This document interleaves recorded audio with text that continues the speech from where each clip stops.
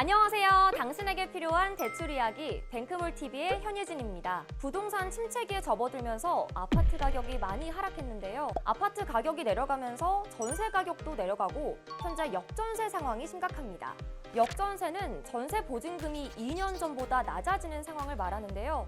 기존 임차인이 재계약을 하지 않으면 임대인은 전세 계약 만료일까지 전세 보증금을 마련해야 합니다. 지금의 역전세 상황 속에서 임대인들은 전세 보증금을 어떻게 마련해야 할까요? 같이 한번 알아보시죠.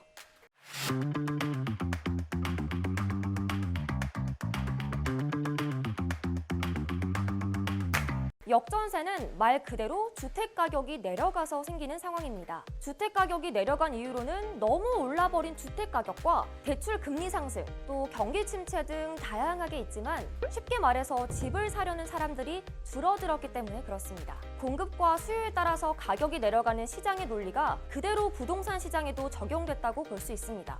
그럼 앞으로 이 역전세 상황은 어떻게 될까요? 부동산 대책과 특례 보금자리론 등 주택 구입 수요를 늘리기 위해서 정부 차원에서 노력은 하고 있지만 부동산 시장을 회복세로 전환하기에는 역부족이라는 의견이 많습니다. 역전세로 전세 보증금을 돌려주지 못하는 임대인들이 주택을 처분하기 시작하면 시장에 매물이 더 쌓이게 될 겁니다. 이러한 상황 속에서 주택 구입 수요가 뒷받침되지 못하면 주택 가격은 지금보다 더 하락할 가능성이 높고요. 역전세는 더 심해질 수도 있습니다.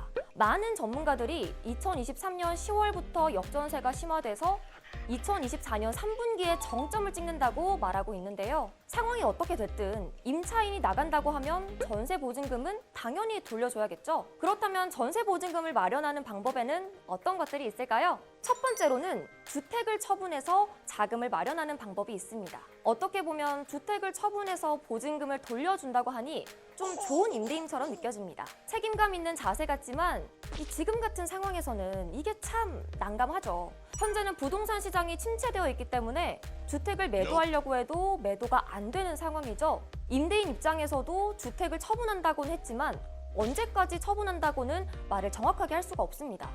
당연히 임차인 입장에서는 기약 없이 기다려야 하죠. 물론 급매를 통해서 빠르게 처분할 수도 있지만 어느 집주인이 전세 보증금을 돌려주려고 소유한 주택을 급매로 처분을 할까요? 결국 현재처럼 부동산 침체기에는 주택을 처분해서 자금을 마련하는 방법은 임대인에게도 또 임차인에게도 그다지 좋은 방법은 아니라고 할 수 있습니다. 두 번째로는 다른 임차인을 구해서 자금을 마련하는 방법입니다. 사실 예전부터 임대인들은 이 방법을 가장 선호했는데요. 다른 임차인에게 받은 전세 보증금으로 기존 임차인의 전세 보증금을 돌려주는 방식이죠. 임대인 입장에서는 새로운 임차인만 구하면 되기 때문에 따로 신경 쓸 일도 없습니다. 하지만 지금은 어떤 상황이죠? 맞아요.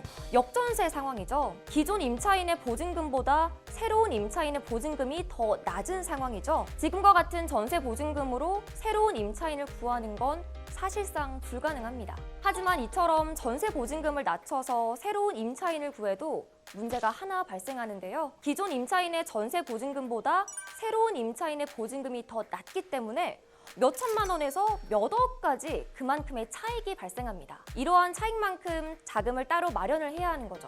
이런 경우에는 임대인들이 어떻게 할까요? 차익에 대해 돌려줄 수 없다면 임차인에게 매월 차익에 대한 이자를 지급하는 역월세를 주기도 합니다. 주택담보대출을 이용할 수 있다면 나머지 차익을 대출받아서 돌려주기도 하죠. 세 번째로는 주택담보대출을 이용해서 자금을 마련하는 방법입니다.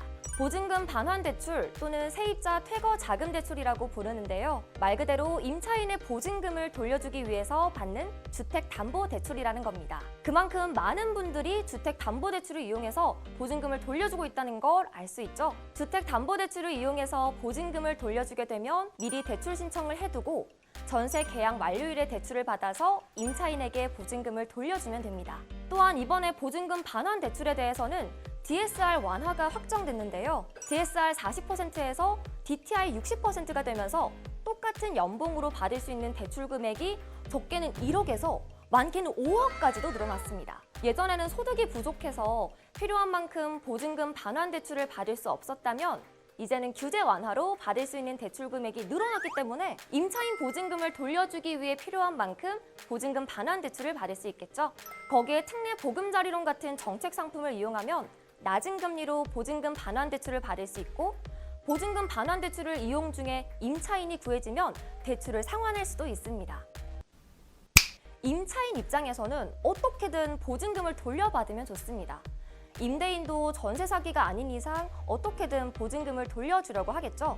다만 이런 보증금을 돌려주는 과정에서 시간이 필요할 경우 그에 따라 조율을 하는 건 당연합니다. 하지만 그러한 시간이 계속해서 길어질수록 좀 돈이 얽혀 있다 보니 감정 싸움이 되고 또 법정 싸움으로 나아가기도 합니다. 임대인 입장에서 보증금을 마련할 수 있는 방법은 다양하게 있습니다. 다만 그중에 어떤 방법을 통해서 자금을 마련하느냐가 문제가 아닐까요? 궁금하신 내용은 댓글 부탁드리고요. 오늘의 내용이 도움이 되셨다면 구독과 좋아요 부탁드립니다. 다음에 만나요.